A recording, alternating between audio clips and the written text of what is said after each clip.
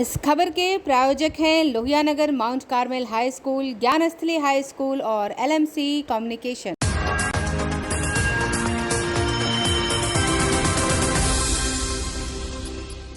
नमस्कार, मैं हूं अमित और आप देख रहे हैं आंखें न्यूज 24।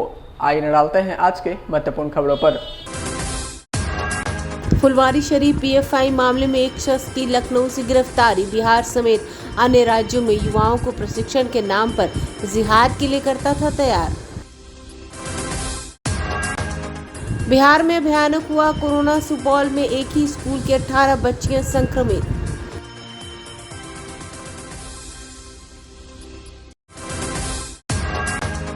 बिहार में मानसून हुआ कमजोर। अगले 2 दिनों तक उमस भरी गर्मी से राहत नहीं।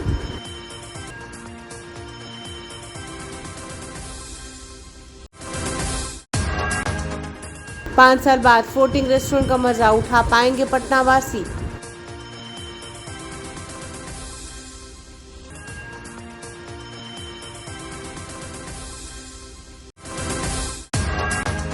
सावन की पहली सोमवारी के पहले मुजफ्फरपुर में निकाली गई बाबा गरीबनाथ की झांकी।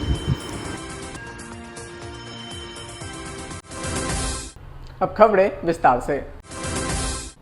राजधानी पटना के फुलवारीशरीफ में गजवाए हिंद और इंडिया 2047 को लेकर के जिस तरीके से आतंकवादियों के रूप में जिहादियों की गिरफ्तारी हो रही है, उसमें 4 दिनों से चल रहे फुलवारीशरीफ अनुसंधान में आज बिहार पुलिस को एक और बड़ी कामयाबी लखनऊ में जाकर मिली है, जहां पेशे से वकील नसरुद्दीन का गिरफ्तार किया गया है, जो PFI से जुड़कर युवाओं को गजवाए हिंद के लिए जिहाद के लिए प्रेरित करता था और प्रशिक्षण के नाम पर बिहार सहित दूसरे प्रदेशों के युवाओं को जिहाद के लिए तैयार करता था। आज फुलवारीशरीफ ASP मनीष कुमार सिन्हा ने प्रेस वार्ता के द्वारा पूरी जानकारी दी है, जिन्होंने उन नंबरों का भी जिक्र किया है जो व्हाट्सएप पर गजवाए हिंद की मुहिम चलाई जा रही थी। आप भी सुनिए क्या कुछ कह रहे हैं।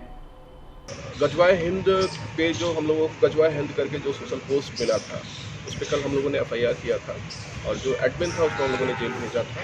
उसके बाद उसके मोबाइल में जितने चैट्स हैं, फेसबुक लिंक से जितने वीडियोस यूट्यूब पे लोड किए गए हैं, वो भड़काऊ, उन्मादी और एक विशेष धर्म के अगेंस्ट हैं और उनके लिंक्स अभी तक हम लोग जो इस्टेब्लिश कर पाए हैं वो ट्रांसनेशनल है, देश से बाहर है। उसके हैंडलर्स भी इस देश से बाहर के लोग मिले हैं और इसके संपर्क में हिंदुस्तान के बाहर पाकिस्तान, बांग्लादेश और यमन अभी तक की जो स्थिति है उसमें हम लोग इस्टेब्लिश कर पाए हैं। अभी हम लोग इसका अनुसंधान मात्र 24 से 26 घंटे ही कर पाए हैं और जितनी टेक्निकल इंफॉर्मेशन है वो इन प्रोसेस है, हम उसको एग्जामिन कर रहे हैं और उस जो टेक्निकल हमारी इंफॉर्मेशन है उस इंफॉर्मेशन को हम ग्राउंड पे वेरीफाई करके जीरोइंग कर रहे हैं और रेट्स भी चल रहे हैं। कुछ जो जीरोइंग हुई है उस पर रेट्स भी चल रहे हैं और हमें पूरा विश्वास है जो स्पेशल SIT काम कर रही है इस पर, वो बहुत जल्द ही और लोगों को गिरफ्तार करेगी और फिर हम लोग आपके सामने फिर इसमें नए खुलासे के साथ। कोर्ट में आपने सर कोई एप्लीकेशन भी दिया है रिमांड लेने के लिए? जो पहला केस हुआ था डे बिफोर यस्टरडे, जिसमें 3 लोगों को जेल भेजा गया था, उसमें 2 लोगों को अरमान मलिक और अतर परवेज का हम लोगों को माननीय न्यायालय द्वारा 48 घंटे का पुलिस रिमांड दिया गया है। पुलिस रिमांड के पूछताछ शुरू की जा रही है और 48 घंटे में जो साक्ष्य हमारे पास आएंगे या हमारे पास अभी तक जो साक्ष्य आ गए हैं उसको और वेरीफाई करके और उन दोनों के द्वारा जो और कुछ बताए जाएंगे, उन दोनों के जो इंटरलिंक्स इस्टेब्लिश होंगे और उन दोनों के द्वारा जो अभी तक और चाहे फंडिंग की बात करें, फाइनेंशियल ट्रेल्स की बात करें, स्लीपर्स की बात करें या ट्रेनिंग प्रोवाइड करने की बात करें या TOT की बात करें या किन लोगों को तैयार करके कहाँ कहाँ भेजा गया था और वो लोग क्या एक्टिविटीज़ कर रहे हैं, इन सबों के बारे में हम लोगों को उसका जानकारी मिलेगी। और सबसे सटीक बात ये है कि हमारी पूछताछ के लिए, पुलिस रिमांड में पूछताछ के लिए बहुत ही विशेषीकृत टीम बनाई गई है। इसका अपना क्वेश्चनायर है, टेक्निकल अभी तक हमारे पास जो इनपुट्स हैं वो है, और जो जैसे जैसे हमारे पास उनके जवाब मिलेंगे उसको वेरीफाई करने के लिए ग्राउंड पर हमारी स्पेशल टीम्स अलग अलग डिस्ट्रिक्ट्स में और अलग स्टेट्स में कैंप किए हैं। तो हम लोग जो जो इन्फॉर्मेशन मिलेगा तत्काल उसको ज़ीरोइंग करके और तुरंत हम लोग गिरफ्तारी इनसे होता है। कितना पैसा दिया था ट्रेनिंग के साथ, तो इसका संपर्क है, ये पुलिस ने स्वीकार किया। अहमद पैलेस और सगुना मोड़ में खुद जाने की बात कही है, लेकिन इसके अलावा भी बहुत सारे ट्रेनिंग सेंटर्स में खुद जाने, इसके वीडियोस हम लोग रिलीज़ करेंगे आफ्टर सम अब इन्वेस्टिगेशन में कुछ और पड़ाव आगे होने के बाद। तो इसके खुद ट्रेनिंग सेंटर में जाने, ट्रेनिंग देने और ट्रेनिंग लेने, इन तीनों के साथ पुलिस के पास पहुँचे। किस तरह की ट्रेनिंग थी सर? हेलो, अभी तक एकदम से 100% ये कह देना कि किस तरह की ट्रेनिंग थी, ये थोड़ी जल्दीबाजी थी, लेकिन ये लोग सारी ट्रेनिंग मार्शल आर्ट और फिजिकल एजुकेशन की आड़ में चला रहे हैं। सर, गजवाए जो ग्रुप है उसमें जितने पाकिस्तानी या बांग्लादेश के लोग जुड़े हुए हैं उनके नंबर्स को वेरीफाई किया जा रहा है, या कितने लोग पाकिस्तान के हैं, कितने हिंदुस्तान और बांग्लादेश के हैं 181 में हम लोगों ने, चूँकि बहुत सारे नंबर सीडो नेम से हैं, आप जानते हैं, हो सकते हैं, बहुत सारे नंबर कोड्स भी हो सकते हैं, बहुत सारे नंबर्स, तो हम लोग एक बार जब तक फॉरेंसिक एक्सपर्ट से ओपिनियन नहीं आता है तब तक हम लोग ये कहने की स्थिति में नहीं होंगे। लेकिन इतना तो कह ही सकते हैं कि वो ट्रांसनेशनल हिंदुस्तान के बाहर के नंबर्स हैं, पाकिस्तान के हैं, बांग्लादेश के हैं, यमन के हैं। ये कल सीएसपी साहब ने आप लोग के सामने ही स्पष्ट किया। उन लोगों को लाने की कोई योजना, वहाँ तक पहुँचने की कोई योजना?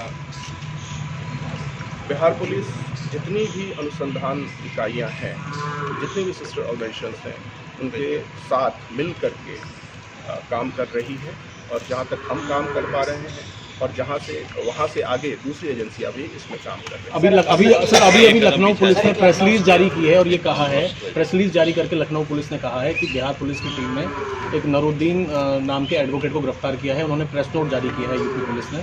क्या जानकारी है इसके बारे में, क्योंकि प्रेस नोट आ गया उसके बाद? हमारी टीम, मैंने कल सीएसपी साहब ने भी ब्रीफ किया था आप लोगों को, हमारी टीम बिहार में दूसरे ज़िलों में और दूसरे राज्यों में कैंप कर रही है।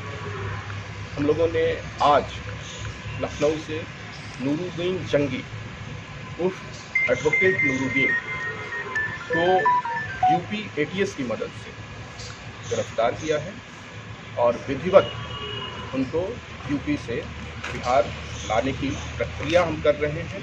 और ये नूरुद्दीन जंगी के विरुद्ध पुख्ता साक्ष्य हैं।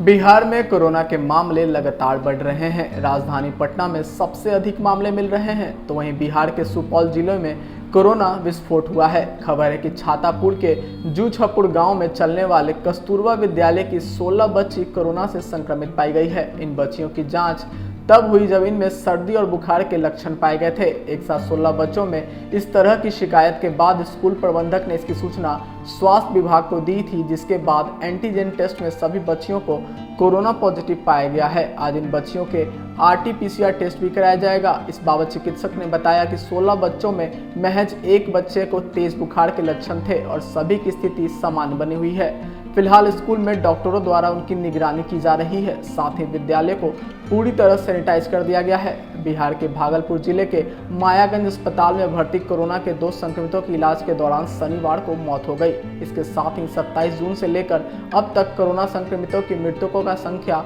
बढ़कर 5 हो गया है। इधर जिले में मायागंज अस्पताल के हेल्थ मैनेजर समेत 23 पॉजिटिव पाए गए। मृतकों में एक शहर की बुजुर्ग महिला तो दूसरे खगड़िया जिले के बुजुर्ग हैं। शहर के मसाकचक की रहने वाली 95 वर्षीय महिला का करीब 20 दिन तक पटना में इलाज चला। बीते 6 जुलाई को दोपहर बाद 2 बजे इमरजेंसी में डॉक्टर अभिलेश कुमार की यूनिट में उन्हें भर्ती कराया गया था। इमरजेंसी में हुई कोरोना जांच में वह कोरोना संक्रमित पाई गई थी। उन्हें मेडिसिन विभाग AHU में भर्ती कराया गया।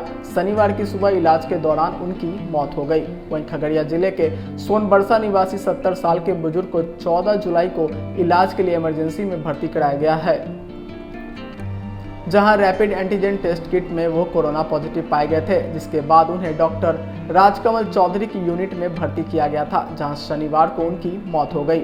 मायागंज अस्पताल के अधीक्षक डॉक्टर असीम कुमार दास ने कहा कि दोनों मृतकों को मल्टीपल डिजीज था। शनिवार को मिले संक्रमितों में 6 शहरी क्षेत्र के तो नाथनगर प्रखंड में 4, कहलगांव में 3, सुल्तानगंज एवं सनहौला प्रखंड में 2 तो नवगछिया, नारायणपुर व जगदीशपुर प्रखंड में 1। इसके साथ ही जिले में कुल कोरोना संक्रमितों का आंकड़ा बढ़कर 29,580 पर पहुंच गया है। इनमें से अब तक जिले के 366 कोरोना संक्रमितों की मौत हो चुकी है तो 29,025 कोरोना संक्रमित ठीक हो चुके हैं। शनिवार को 41 कोरोना संक्रमितों के स्वस्थ होने के कारण जिले में सक्रिय मरीजों की संख्या घटकर 189 पर आ गई है। वहीं संक्रमण दर की 0.58% रही। बिहार में मानसून की एंट्री के बाद भी बारिश नहीं होने की वजह से लोगों को परेशानी बढ़ गई है। उमस भरी गर्मी से लोगों का जीना अस्त व्यस्त हो गया है। बारिश नहीं होने की वजह से किसान वर्ग भी काफ़ी परेशान है। वहीं धान की फसल की पैदावार को लेकर किसान वर्ग चिंतित है, लेकिन मौसम विभाग की नई जानकारी के मुताबिक अभी प्रदेश में 2 दिनों तक उमस से राहत मिलने की कोई उम्मीद नहीं है। मौसम वैज्ञानिकों के मुताबिक अगले 48 घंटे के बाद बिहार में बारिश की संभावना बन सकती है। 2 दिनों के बाद प्रदेश के मौसम में सुधार होने के आसार हैं। बंगाल की खाड़ी में बना कम दबाव का क्षेत्र धीरे धीरे उत्तर की ओर बढ़ रहा है। उसके बीच 20 जुलाई तक बिहार पहुंचने की उम्मीद है। वर्तमान में मानसून की टफ रेखा गुजरात, मध्य प्रदेश होते हुए उड़ीसा तक गुजर रही है। वर्तमान में प्रदेशों में पूर्वा का प्रवाह जारी है। पूर्वा अपने साथ काफ़ी मात्रा में नमी ला रही है। हवा की नमी तेज धूप के कारण उष्मा में बदल जा रही है, जिससे लोगों को काफ़ी परेशानी का सामना करना पड़ रहा है। पटना मौसम विज्ञान केंद्र के निदेशक विवेक सिन्हा का कहना है कि वर्तमान में प्रदेश में मानसून काफ़ी कमजोर स्थिति में है। ऐसे में स्थानीय कारणों से प्रदेश के कुछ क्षेत्रों में हल्की वर्षा हो रही है, लेकिन अगले 24 घंटों के अंदर प्रदेश में भारी वर्षा की उम्मीद नहीं है। मौसम विज्ञानी संजय कुमार का कहना है कि मानसून की वर्षा में उतार चढ़ाव होना एक स्वाभाविक प्रक्रिया है। राजधानी में शनिवार को अधिकतम तापमान 36.8 डिग्री सेल्सियस रिकॉर्ड किया गया। वहीं हवा में आर्द्रता 58% रही। शनिवार की सुबह से ही मौसम में तल्खी रही। दिन चढ़ने के साथ यह बढ़ती गई। सूर्यास्त के समय भी राहत नहीं मिली। ऐसे हालात में पटना समेत अन्य जिलों में लोगों को 2 दिन उमस भरी गर्मी झेलनी पड़ सकती है। समाचारों में वक्त हो चुका है एक छोटे से अंतराल का। I am Shalini Singh, principal of Lohianagar Mount Carmel School. Here in our school, we give best education and good environment to our students, where they can learn well. We provide here well-equipped lab, well-equipped, well-stocked library. We have here well-trained teacher also. We have a sports playground for cricket, volleyball, football, and also provision for indoor activities. So we have here security system, information and communication technology. So we have all facilities here in our school where students feel comfortable and secure.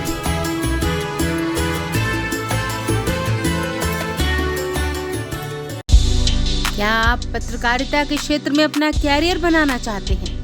तो आज ही royal Ashoka institute of mass communication and journalism में अपनी जगह सुनिश्चित करें।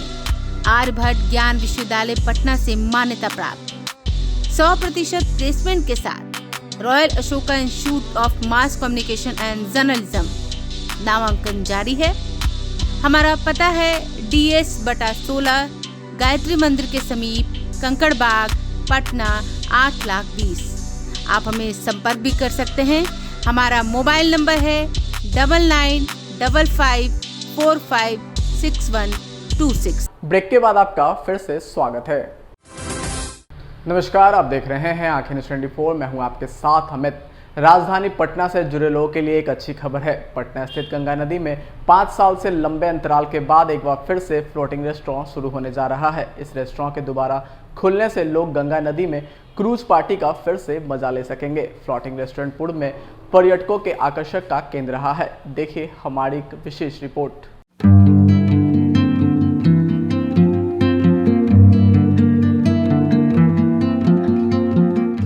लंबे वक्त के बाद राजधानी पटना के गांधी घाट पर काफ़ी दिनों से बंद पड़े गंगा विहार फ्लोटिंग रेस्टोरेंट को फिर से शुरू करने की पहल शुरू हो गई है। पिछले 5 सालों से बंद क्रूज को अब अक्टूबर से फिर चलाने की तैयारी की जा रही है। बंद क्रूज की मरम्मति के लिए बिहार राज्य पर्यटन निगम ने एक एजेंसी को जिम्मेदारी सौंपी है, जिसे 90 दिनों के भीतर क्रूज को चालू करने को कहा गया है। जल पर्यटन को बढ़ावा देने के मकसद से 13 साल पहले यानी 2009 में एमवी गंगा विहार फ्लोटिंग रेस्टोरेंट की खरीदारी हुई थी, लेकिन तकनीकी खराबी आने के बाद सुरक्षा को ध्यान में रखते हुए इसे साल 2017 से बंद कर दिया गया था। फ्लोटिंग रेस्टोरेंट की तकनीकी खराबी को दूर करने के लिए कई बार निविदा निकाली गई थी। देश की प्रतिष्ठित संस्था जैसे IIT खड़गपुर ने भी मरम्मत की पहल की थी, लेकिन यह प्रयास बेकार चला गया। लेकिन हाल ही में जब शिपिंग कॉरपोरेशन ऑफ इंडिया की ओर से आयोजित राष्ट्रीय स्तर के कार्यक्रम में बिहार के पर्यटन विभाग के अधिकारी शामिल हुए, तब इसमें रिवर क्रूज की संभावनाओं पर विचार किया गया। इसी के बाद पर्यटन विकास निगम लिमिटेड ने एक बार फिर से निविदा जारी की है। निविदा के प्रकाशन के साथ ही देश के तटीय शहरों में इसका व्यापक प्रचार प्रसार भी किया गया था। निविदा में 4 एजेंसियों ने भाग लिया था। नियमानुसार निगम द्वारा 4 में से एक एजेंसी में सर संध्या सम्राट कंस्ट्रक्शन एवं सर्विस प्राइवेट लिमिटेड का चयन किया गया है। चयनित एजेंसी इस क्रूज की मरम्मत ही नहीं करेगी, बल्कि इसके साथ ही आगामी 15 वर्षों तक लीज पर इसका संचालन भी करेगी। निगम के प्रबंधक निदेशक कंवल तनुज ने इस बात की जानकारी देते हुए बताया कि एमवी गंगा विहार फ्लोटिंग रेस्टोरेंट पूर्व में पर्यटकों को आकर्षण का केंद्र रहा है। इस पर कैबिनेट की मीटिंग भी हुई थी। बिहार के कई गणमान्य लोग मसलन राज्यपाल, मुख्यमंत्री, केंद्रीय मंत्री, वित्त आयोग, विश्व बैंक के अध्यक्ष व राज्य के प्रमुख अधिकारियों के द्वारा इसका लुत्फ उठाया जा चुका है। इस क्रूज पर रिंग सेरेमनी और बर्थडे पार्टी से लेकर शादी की सालगिरह, चांदनी रात में कवि सम्मेलन, डांडिया और कई तरह के आकर्षक कार्यक्रम आयोजित हो चुके हैं। मुजफ्फरपुर में सावन के पहले सोमवार के पूर्व बाबा गरीबनाथ की पालकी झांकी निकाली गई। झांकी निकालने से पूर्व मुजफ्फरपुर सिकंदरपुर सीढ़ी घाट पर बिहार सरकार के मंत्री राम सूरत राय ने आरती की और फिर झांकी को रवाना किया। मुजफ्फरपुर में महाकाल सेवा दल के द्वारा निकाली गई झांकी में सैकड़ों शिव भक्त शामिल हुए। यह झांकी जलबोझीगढ़, सरैयागंज, जवाहरलाल रोड, कल्याणी, साहू रोड, प्रभात सिनेमा रोड होते हुए गरीब स्थान जहां पहुंचा। श्रद्धालुओं ने जलाभिषेक किया। वहीं मौके पर मंत्री राम सूरत राय, विधायक विजेंद्र चौधरी, पूर्व विधायक बेबी कुमारी, मेयर राकेश कुमार पिंटू, सैकड़ों श्रद्धालु शामिल हुए।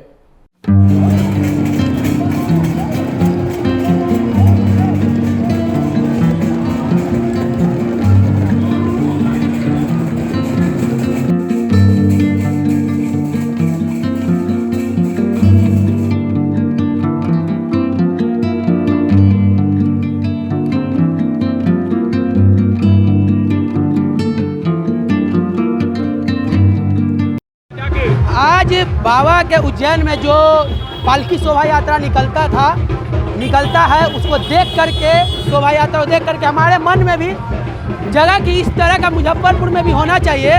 तो हमने अपने संगठन में महाकाल सेवा दल में बात रखा, तो हमारे संगठन के सभी साथियों ने कहा कि एकदम होना चाहिए। और हमारे संगठन के सभी साथियों ने मिल करके, आप जैसा कि देख रहे हैं कि भव्य और विशाल शोभा यात्रा के रूप में पालकी शोभा यात्रा निकला है। पहली बार निकला है तो भव्य है।